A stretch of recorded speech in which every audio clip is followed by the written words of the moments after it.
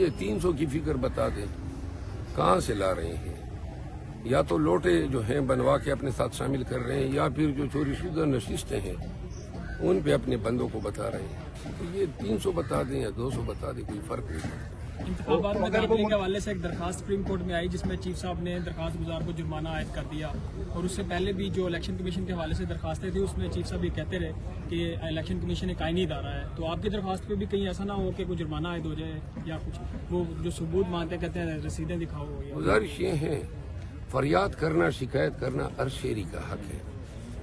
اب اگر اس ڈر سے کہ جی جرمانے عائد ہوں گے کوئی عدالت ہی نہ جائیں، فیصلہ آنے دو، دیکھتے ہیں یہ ان کے ساتھ کیا کرتے ہیں۔ شیر افضل مروت صاحب، مریم نواز صاحبہ کو کیسے دیکھ رہے ہیں بطور سی ایم پنجاب؟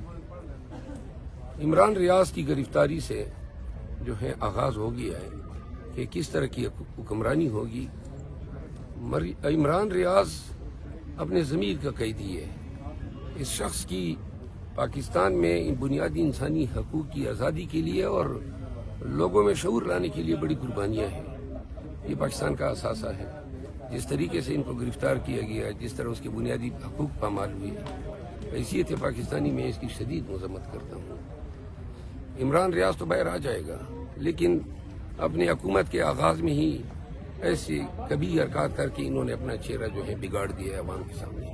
الیکشن میں کیا انتظامات مکمل ہو گئے ہیں اور انٹرا پارٹی الیکشن میں آپ خود بھی حصہ لے رہے ہیں؟ نہیں، خان صاحب نے علی ظفر صاحب پہ ہاتھ رکھ دیا ہے، تو ہمارے لیڈر جس پہ ہاتھ رکھتے ہیں ہمیں قبول ہے۔ علی ظفر صاحب منجے ہوئے سیاستدان بھی ہیں، اعلیٰ پائی کے وکیل بھی ہیں۔ میں نے کل ان کو فون کر کے مبارکباد دی، اور خان کے اس فیصلے کے پشت پہ میں ان کی سپورٹ کروں گا۔ البتہ پنجاب میں، بلوچستان میں اور دیگر علاقوں میں کوئی آزاد حیثیت میں لڑنا چاہتا ہے، مقابلہ کرنا چاہتا ہے، اور وہ اپنے آپ کو اس کے اہل سمجھتا ہے، تو میری کوشش یہ ہوگی کہ روایتی جو لوگ ہوتے ہیں، جو مناصب پہ قابض ہیں، ان کے بجائے ایسے لوگوں کو سپورٹ کروں۔ اور میں پی ٹی آئی کے لوگوں کو کہنا چاہتا ہوں کہ ان الیکشن میں بھرپور شرکت کریں، اپنے مختلف مناصب کے لیے اپلائی کریں، کنٹیسٹ کریں۔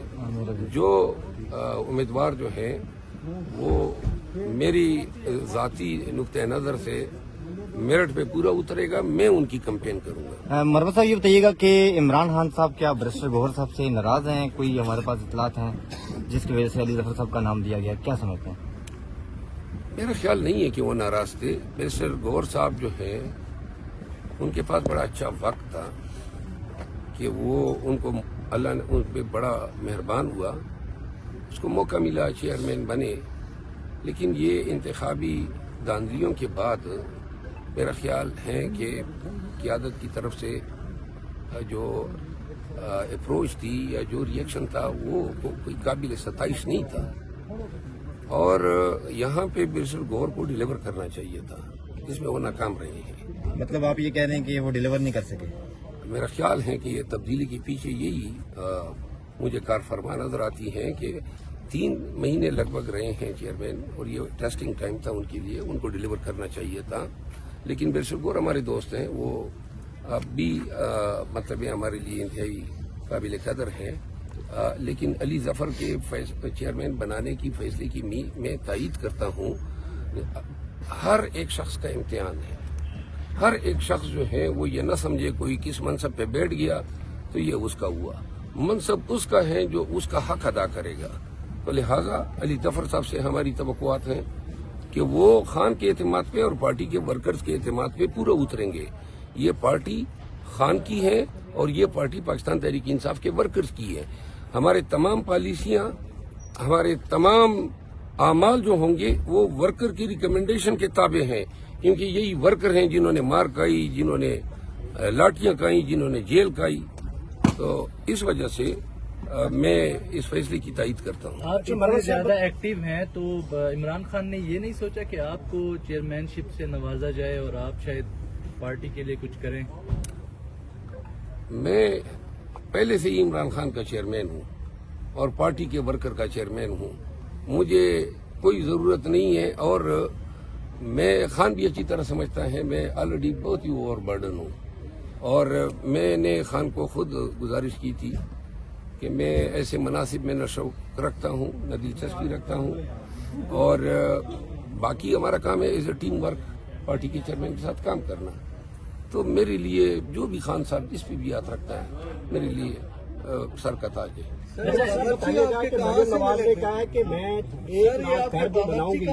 अगर 30 साल इनको हुकूमत मिली है तो कोई घर नहीं बनाया, तो वो कह रही है कि मैंने 1 लाख घर बनाना है। इस पॉइंट ऑफ व्यू कैसे देखते हैं? बस पहले तो इसने मेरा घर बिगाड़ा है, गिराया है, शुरुआत मेरे घर से ही कर दे। सर बावर्ची आपके कहाँ से मिले, कोई मजीद तहकीकात में कुछ पता चल सके?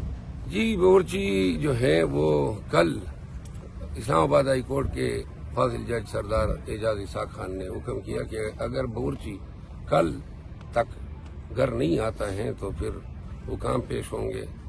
तो लिहाजा बावर्ची आ गया, 2 जोड़े कपड़े भी नए खरीद के दिए हैं, फ्रूट भी खिलाया है। उसने बताया कि मेरा बड़ा ख्याल रखा गया है। तो जहाँ पे भी रखा था उसकी आंखें बंद की गई थी, पट्टी बांधी गई थी और वापस भी जब ड्राफ्ट किया गया तो इसी तरह आंखों पे पट्टी बांध अच्छा, एक तरफ नामजद वजीर आला पंजाब खातून जो हैं वो इजलास बुला रही हैं।